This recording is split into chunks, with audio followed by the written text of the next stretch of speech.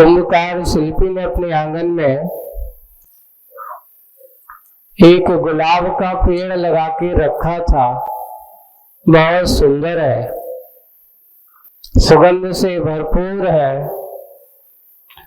और जब उसने शिल्पी के आए हुए संकट, मंडराते हुए संकट को देखा तो उसके मन में रहा नहीं गया और स्वामी की चिंता को देख करके, स्वामी को चिंतित देख करके उसने भी मन में कुछ विचार किया और अपने मित्र को स्मरण किया है। कौन है उसका मित्र? तो लिखा है, सुरभि का परिचय कराता दिव्य दिगांत तक तो फैलाकर गंधवाहक पवन का स्मरण करता है। विनय, विश्वास, विचारशील, प्रकृति के अनुरूप प्रकृति वाला,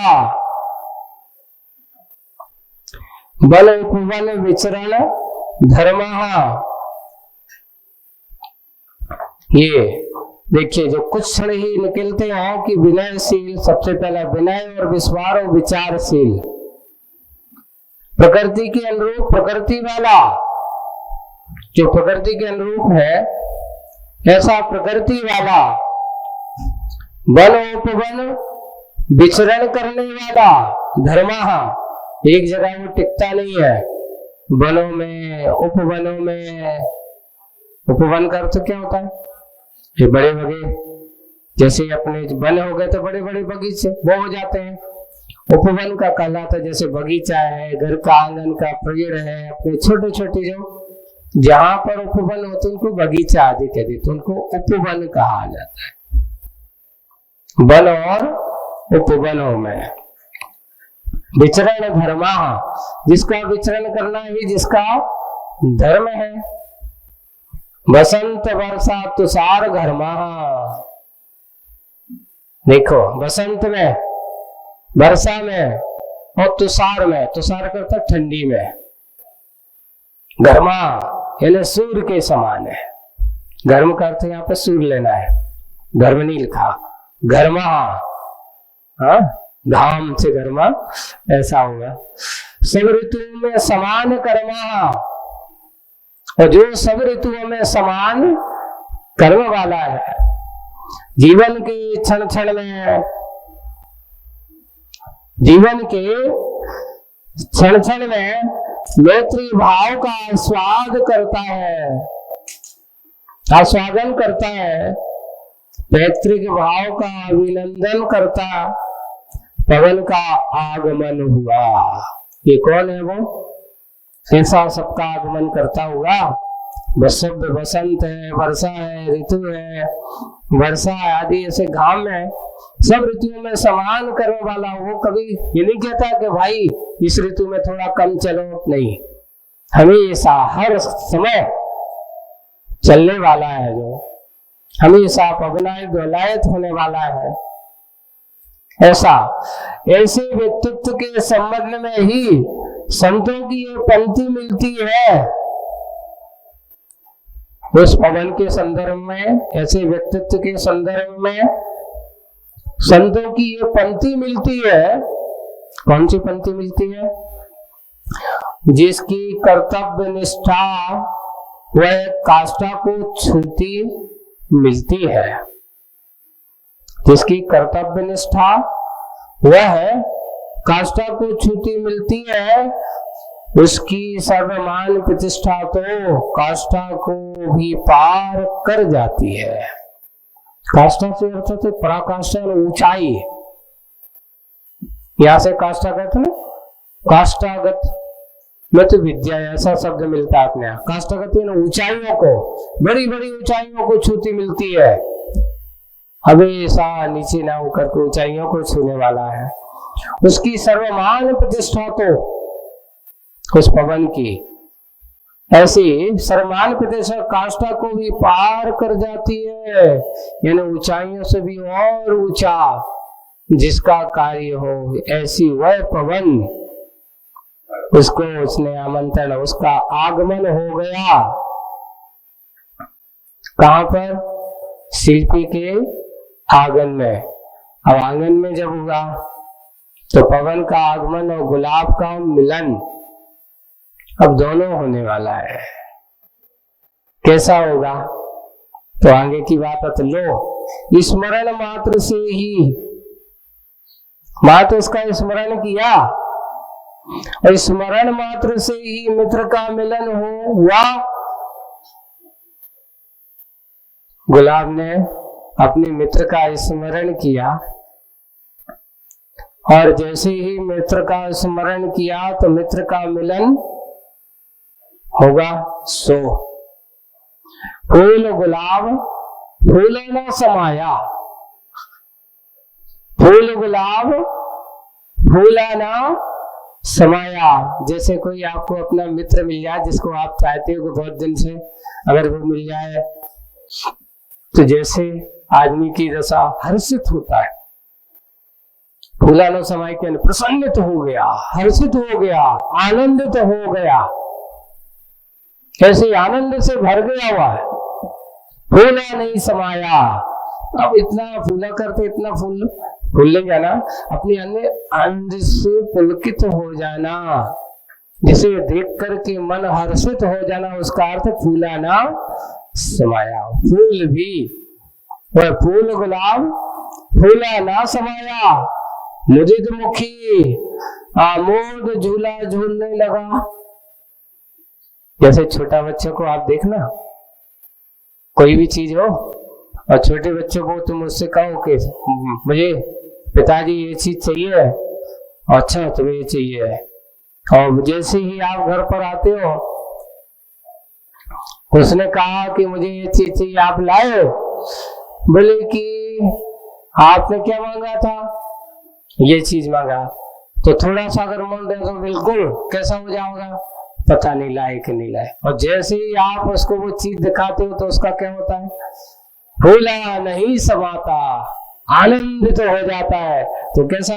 मुझे तो मुखी हो, जैसे वह बालक कूदने लगता है, मुझे तो आनंद से भर जाता है, हंसने लगता है, प्रसन्नता से उसका चेहरा झूलने लगता है, आमोद झूला झूलने लगता है, आनंद के झूले में झूलने लगता है। परिणाम यह हुआ, आगत मित्र का स्वागत स्वमेव हुआ। आगत मित्र का स्वागत स्वयमेव हुआ। अपने आप उन्होंने किया, एक दूसरे ने कैसा किया? देखिए ये पंक्ति बहुत अच्छी पंक्तियां है। ऐसा मिलन होता है। कैसा मिलन? फूल ने पवन को प्रेम से नहला दिया, फूल ने पवन को प्रेम से नहला दिया और बदले में पवन ने फूल को, बदले में पवन ने फूल को प्रेम से हिला दिया। यहां उसने किससे नहला दिया? अच्छी अपनी प्रेम की खुशबू से उसको नहला दिया, उस हवा को सुगंधित बना दिया। और बदले में उसने क्या किया? पवन ने जब उसने नहला दिया तो उसको अपने मित्र मिलते ही उसने अपने मित्र को प्रेम से हिला दिया, हिला दिया। दोनों एक दूसरे से अनन्य है। ऐसी मित्रता फूल और पवन की। सुगंधमय वातावरण, वातावरण में ऐसा वातावरण बन गया कि दोनों के मिलने से एक प्रेम का एक माहौल तैयार हो जाता है।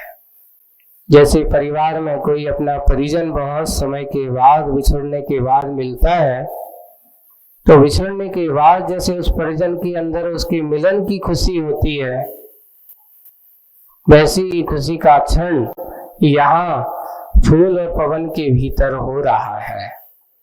प्रेम का वातावरण, एक दूसरे से नहलाया जा रहा है। ऐसे ही वातावरण में फूल ने पवन को प्रेम से नहला दिया तो इधर बदले में पवन ने फूल को प्रेम से हिला दिया। कुछ मौन। फिर पवन ने कहा विनय के साथ कि मौन रहने के बाद मिलन हुआ, और मिलन होने के बाद अब बातचीत होती है आप लोगों की। पहले तो राजी खुशी होती है, जैसे मित्रता को ये पलते है, कैसी हो, सब ठीक ठाक है। अब उसके बाद अब काम की बात होने वाली है, काम की बात होने वाली है। कुछ मौन। फिर पवन ने कहा विनय के साथ कि बैठने के बाद मुझे याद किया सो, आपने मुझे याद किया सो कारण याद करना चाहता हूं। मुझे याद क्यों किया? क्या समस्या है? कोई संकट आया है? कोई कारण याद करना चाहता हूं जिससे कि प्रासंगिक कर्तव्य पूर्ण कर सकूं।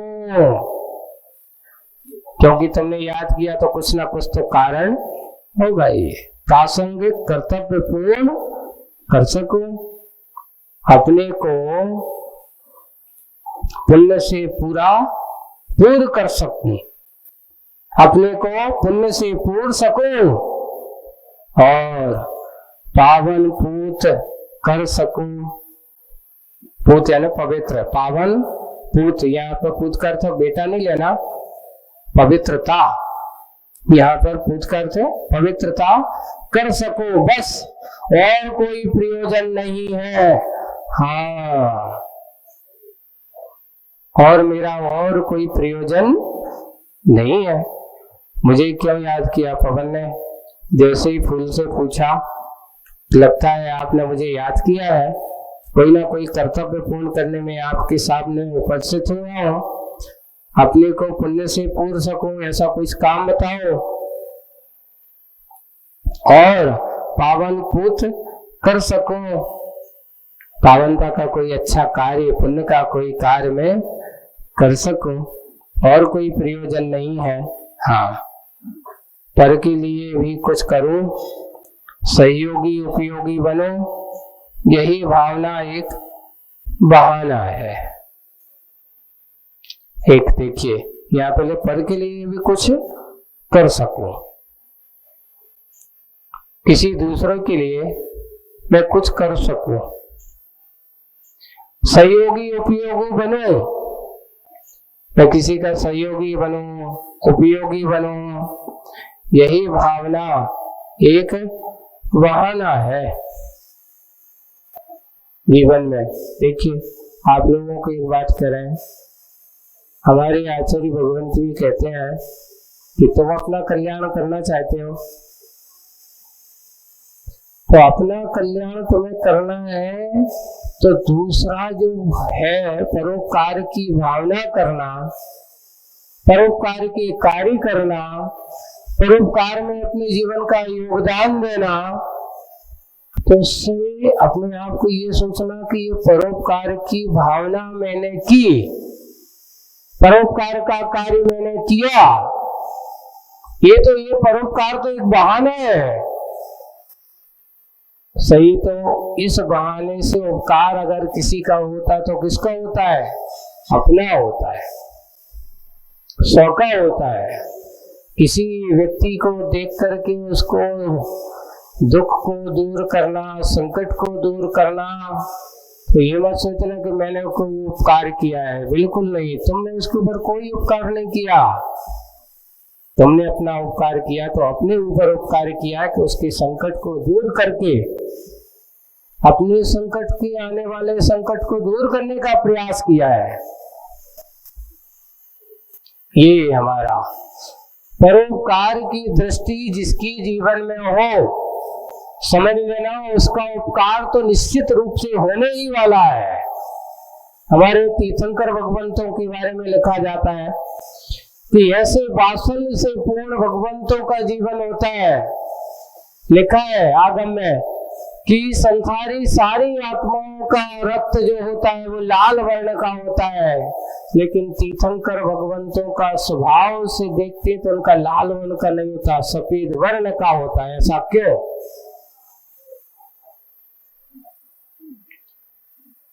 उन्होंने उसका उत्तर दिया है, जिसके जीवन में प्राणी मात्र की कल्याण की भावना समाई हो,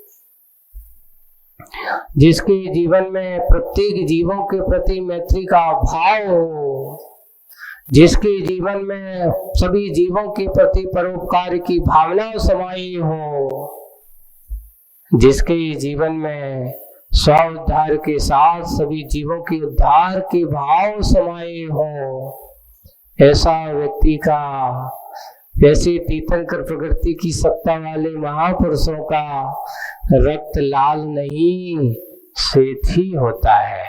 पर उदाहरण क्या, जैसे माँ संतान को जन्म देती है तो उसके आंचल में दूध स्वयं आ जाता है, कहीं से लाने की जरूरत नहीं पड़ती। उस मातृत्व के परिणाम से, उसके वात्सल्यमयी परिणाम के कारण से उस बेटे के परोपकार की भावना उसके मन में स्वयं होती है, बनाई नहीं जाती। कोई माता जैसे उस बालक का लालन पालन करके उसको बड़ा पोषण करती है, ऐसे ही हमारे भगवंत होते हैं, प्रत्येक जीवों के प्रति ऐसी भावना हुआ करती है, इसलिए उनका रक्त हमेशा श्वेत वर्ण का होता है। ऐसी भावना यहाँ कि मैं भी ऐसा कुछ परोपकार का कार्य कर सकूं, अपना उद्धार सहयोगी उपयोगी बन सकूं, पर के लिए कुछ कर सकूं, करो भाई। ये मात्र अपने होकर के जीने वाले के लिए कहा कि कभी किसी परोपकार के कार्यों में अपने आप को सहयोगी बना लो, कुछ अच्छा कार्य कर लो। परोपकार मात्र ये नहीं देखा करता कि किस दृष्टि में कहाँ करना है, ऐसा नहीं है। किस रूप में कहाँ, किस रूप में किसको क्या जरूरत पड़ जाए, कोई भरोसा नहीं है। एक बहुत अच्छा प्रसंग सुनाता हूं। एक बेटे को अपने पिता के साथ थोड़ा सा उनके विचारों में वैषम्यता दिखाई देती है। वैषम्यता क्या थी कि पिता की इच्छा थी कि जो बेटा रोज उठे, जल्दी जाए, मंदिर चले, पूजन करे, साधु संत के समागम में बैठे।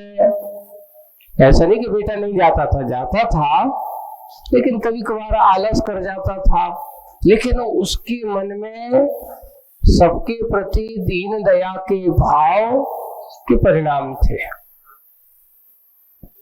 एक दिन दोनों अपने घर से निकले, पिता ने कहा जल्दी कपड़े पहनो, चलो अभिषेक करने पूजन करने चल रहे हैं। उन्होंने कहा ठीक, मैं आ रहा हूं। जल्दी तैयार हो। पिता इंतजार करते रहे।